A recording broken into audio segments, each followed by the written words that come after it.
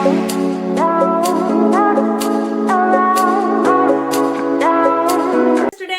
Welcome to PCB club.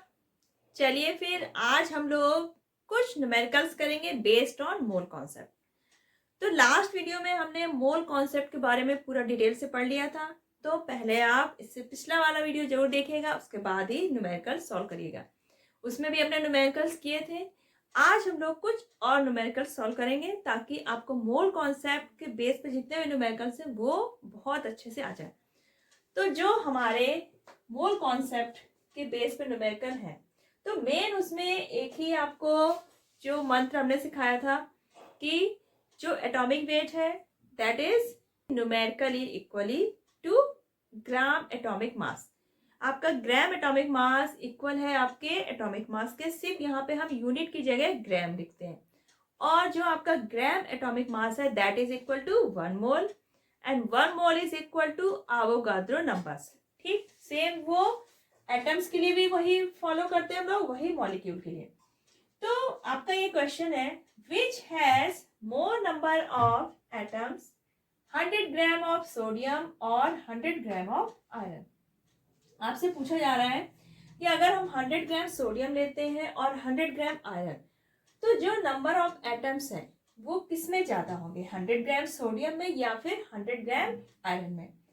तो हमें ये पता है कि 1 मोल जो होता है किसी भी एलिमेंट का या सब्सटेंस का, जो 1 मोल होगा उसमें एवोगाड्रो नंबर के बराबर एटम्स होंगे। तो सबसे पहले हम क्या यहाँ पर मेजर करेंगे कि जो हमारा सोडियम है और आयरन है तो ये कितने मोल्स हैं।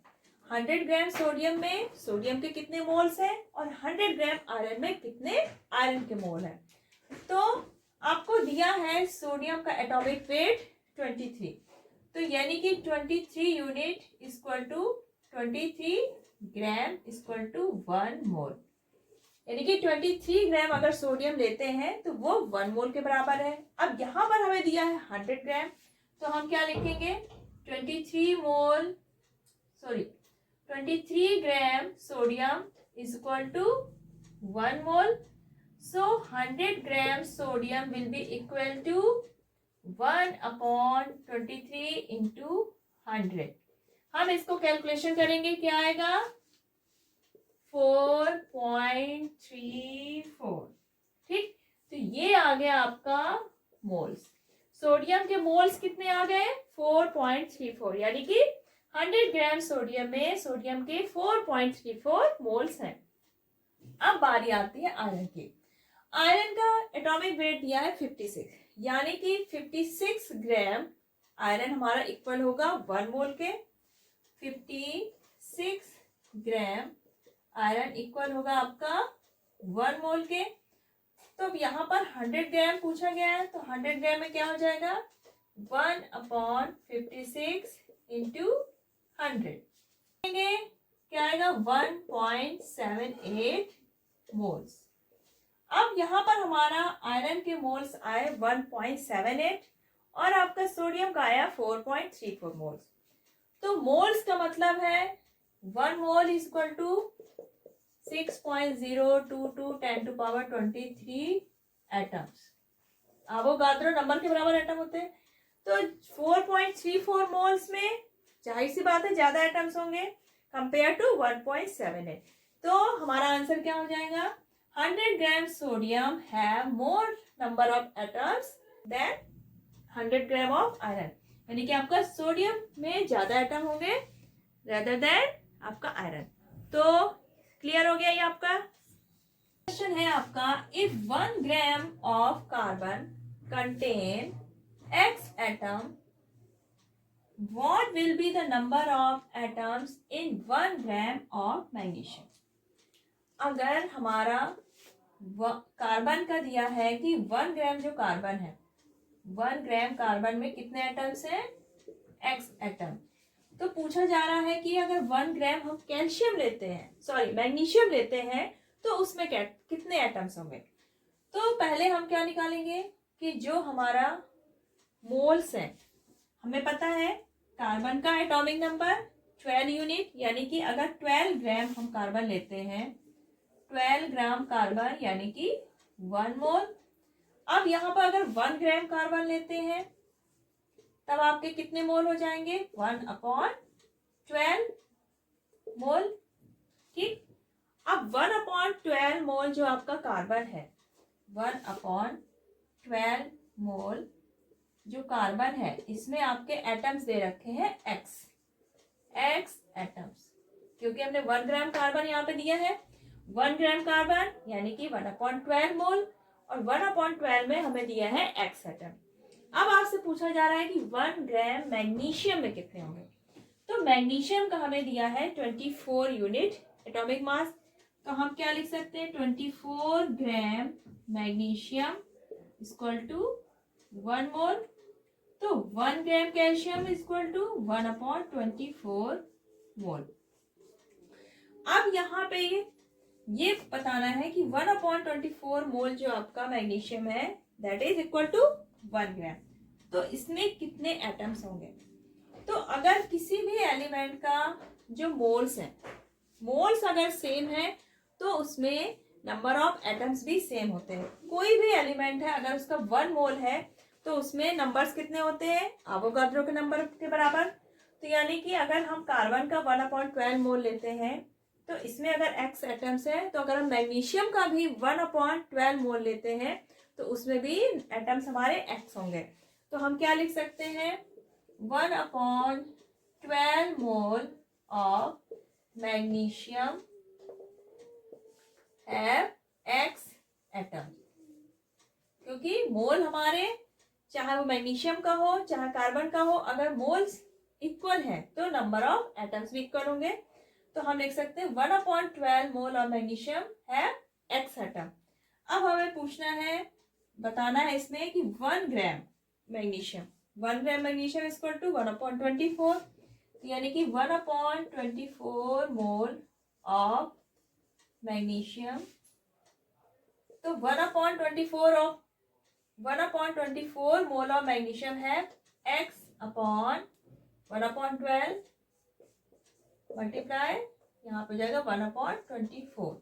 तो ये क्या हुआ? 12 आपका ऊपर गया, 12x/24। तो ये आ गया आपका x/2 एटम। यानी कि हमारा आंसर क्या आया कि जो आपका 1 ग्राम मैग्नीशियम है इसमें कितने एटम्स होंगे? x/2। तो पहले हम क्या निकालेंगे? इसमें कार्बन का 1 ग्राम में कितने मोल है और मैग्नीशियम के 1 ग्राम में कितने मोल्स हैं। अब जो आपके मोल्स हैं, अगर वो मोल्स हमारे सेम है तो उसमें नंबर ऑफ एटम्स भी सेम होंगे।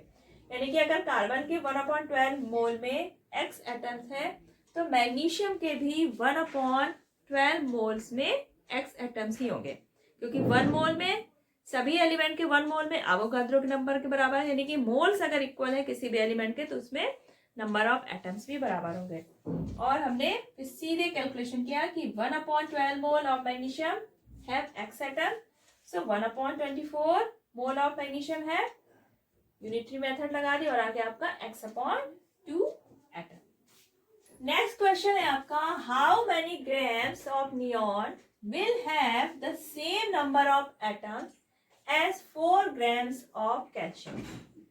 आपसे ये पूछा जा रहा है कि नियॉन के कितने ग्राम में उतने नंबर होंगे एटम्स के जितने कि आपके 4 ग्राम्स ऑफ कैल्शियम। तो क्वेश्चन में पूछा जा रहा है कि how many grams of neon will have the same number of atoms as 4 gram of calcium. तो पहले हमें ये पता होना चाहिए कि 4 ग्राम कैल्शियम में कितने एटम्स होंगे, तभी तो हम बता पाएंगे कि नियॉन में उतने ही एटम कितने ग्राम में होंगे। तो हमें पता है जो आपका कैल्शियम का एटॉमिक वेट है 40 यूनिट, यानी कि 40 ग्राम एटॉमिक मास में कितने होंगे आपके 1 मोल के बराबर एटम। तो हम क्या लिखेंगे? 40 gram of calcium equal to 1 mole. 1 mole यानी कि इसमें एवोगाड्रो नंबर के बराबर एटम होंगे।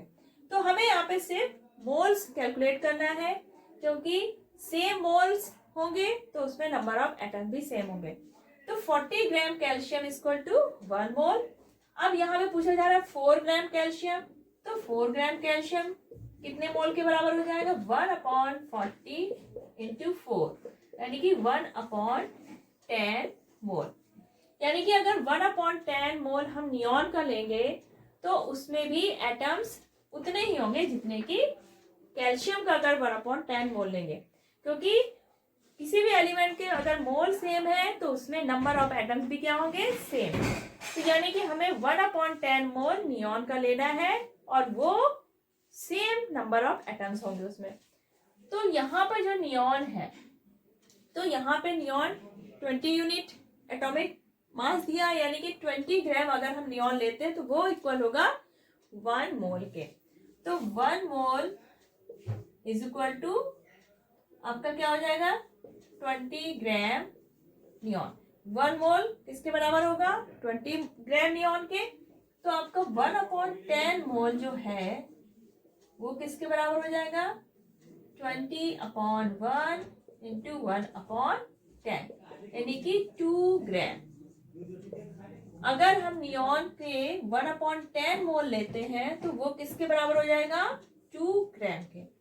तो हमारा आंसर क्या हो जाएगा, 2 gram of neon will have the same number of atom as 4 grams of calcium.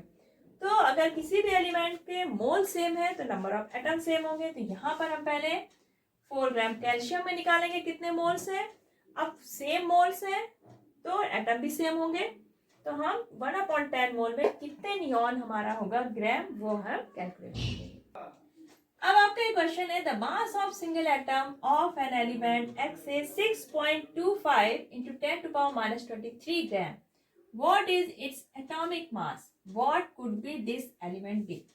कोई भी एटम है आपका, एक्स है, एलिमेंट है एक्स, उसके एक एटम का आपको मास दे दिया गया है। अब आपसे पूछा जा रहा है कि इस एटम का जो एटॉमिक मास है वो क्या है और ये एलिमेंट क्या हो सकता है। तो हमें पता है किसी भी एलिमेंट में कितने एटम होते हैं 1 मोल में, एवोगाड्रो नंबर के बराबर। कोई भी अगर हम एलिमेंट लेते हैं तो उसका 1 मोल लेंगे तो उसमें एवोगाड्रो नंबर के बराबर एटम होंगे और 1 मोल वो इक्वल होता है उसके ग्राम एटॉमिक मास और वही इक्वल होता है एटॉमिक मास के बराबर।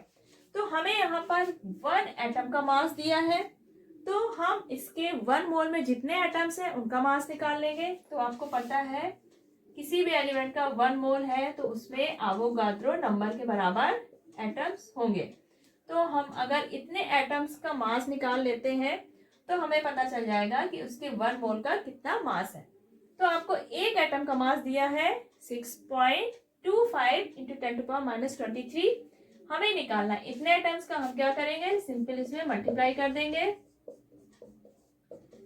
अब ये प्लस का 23 माइनस का 23 ये तो कैंसिल हो गया, ये आप मल्टीप्लाई करेंगे तो आएगा अराउंड 15.96 ग्राम। अब इसको हम क्या लिख सकते हैं, अबाउट 16 ग्राम। 16 ग्राम आ गया हमारा ग्राम एटॉमिक मास, ये 1 मोल के बराबर होगा। अब ये 16 ग्राम एटॉमिक मास किसका होता है, ऑक्सीजन का, और इसका एटॉमिक मास क्या हो जाएगा 16 यूनिट। तो यानी कि ये हमारा एटम जो एलिमेंट है ये कौन सा होगा, ऑक्सीजन, जिसका एटॉमिक मास 16 यूनिट है और ग्राम एटॉमिक मास 16 ग्राम है। तो इस तरह से हम कैलकुलेशन बहुत इजीली कर लेंगे, आपके जो मोल कॉन्सेप्ट के बेस पे न्यूमेरिकल से बहुत इजीली कर लेंगे। तो आज आपने मोल कॉन्सेप्ट के बेस पे कुछ थोड़ा हाई लेवल के भी क्वेश्चन सॉल्व कर लिए हैं। तो आई थिंक आपको कोई प्रॉब्लम नहीं हुई होगी। बाय चांस कुछ प्रॉब्लम है तो आप कमेंट सेक्शन पे टाइप करिए, और अगर आप चैनल पर नए हैं तो फटाफट पीसीबी क्लब सब्सक्राइब कर लीजिए, और अगर वीडियो आज का आपको पसंद आया है तो लाइक और शेयर करिए, और आगे नए वीडियोस देखते रहिएगा। नेक्स्ट वीडियो आने तक अपना ख्याल रखिएगा। Bye bye.